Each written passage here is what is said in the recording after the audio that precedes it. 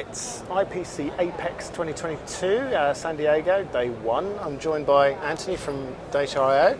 Good to see you again. I think we met at Productronica, yes, didn't we? Good to see you again, Iain. A few months ago, yeah. Since then, what's new in the world for Data.io? Well, actually, a lot's quite new. If you remember in Germany, right, we're all excited that we're finally pulling out of this, and then that dreaded Greek letter reared its ugly head, and but we got the show in there. It was very successful for us. Good. We were talking about Industry 4.0 and our Connects products and how device programming is becoming much more integrated with factory automation. And we had a very good talk there and well received. And we came back and, business is good. It's always nice to see that, off to a fast start in the year.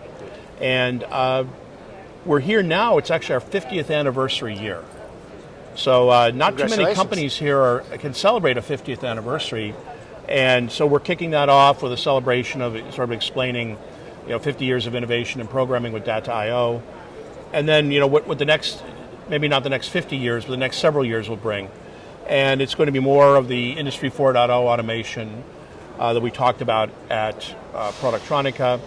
And we've got our Connects products here we're showing to customers how that works.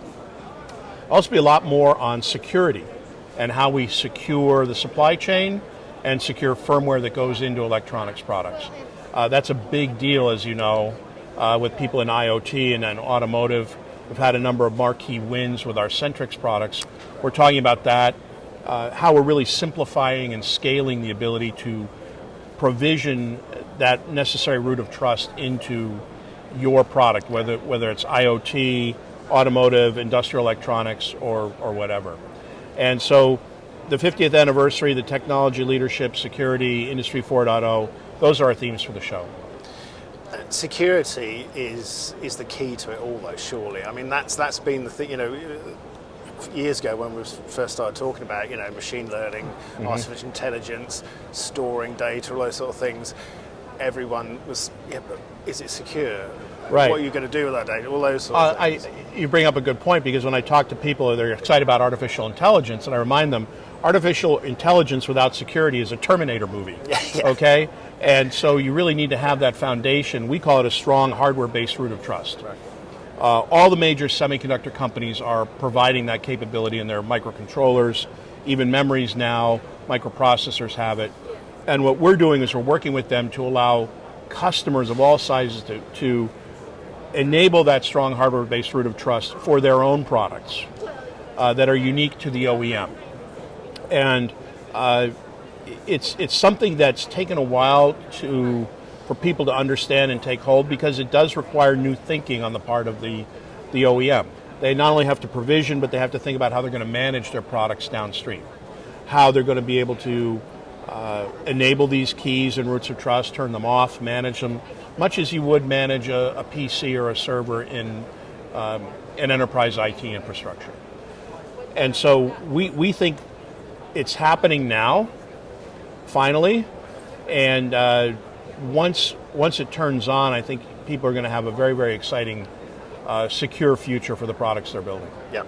Do you think that's been the biggest hurdle of actually getting people to A, understand it, and B, trust it? I think the biggest hurdle is people saying, well, okay, conceptually I get, security is better than not security, but my customers, are they really demanding it? Right. How much are they willing to pay? How much is it going to cost me? And then, okay, now I'm bought in, but how do I do it? Do I have to go hire a bunch of people to, quote, securitize my products? What we're seeing with big customers, they're hiring their own people, and they're very expensive, they're hard to find. But for a lot of customers, they come to companies like Data.io and our partners because they can get access to those outstanding people for when they need them to set up the process, to kick off the activity, but they don't need them then downstream. Right. So it actually can be quite cost effective if you come to Data.io or one of our partners like an Avnet or an Arrow, and they can work with you to set up, how do I put roots of trust in the silicon? How do I enable them? How do I manage them? Should I do it at the front of the line? Should I do it at the end of the line? Tell me. And we say, all right, tell us what you want to do. Do you want to onboard something to the cloud?